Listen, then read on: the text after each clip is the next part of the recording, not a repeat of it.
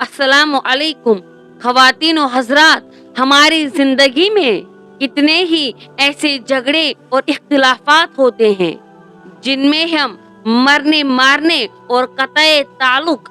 اور شدید نفرتوں کے فیصلے کر لیتے ہیں، اور پھر وقت گزر جانے کے بعد ہم سب سمجھ لیتے ہیں کہ وہ باتیں اتنی اہم نہ تھی، وہ فیصلے احمقانہ تھے اور بیکار میں وقت اور صلاحیتیں ضائع کر دی۔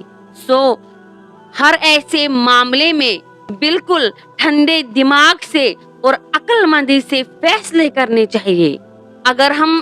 سوشل میڈیا پر کوئی اسلامک پوسٹ یا کوئی اچھی بات شیئر کرتے ہیں تو اس کا ہرگز یہ مطلب نہیں کہ ہم بہت ہی نیک، تہجد گزار، ولی کامل ہونے کا دکھاوا کر رہے ہیں، بلکہ یہ ایک یاد دہانی ہوتی ہے جو ہم خود کو اور خود سے جڑے ایمانی ساتھیوں کو کراتے ہیں،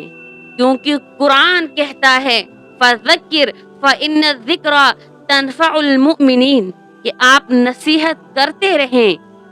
یقیناً یہ نصیحت ایمان والوں کو نفع دے گی۔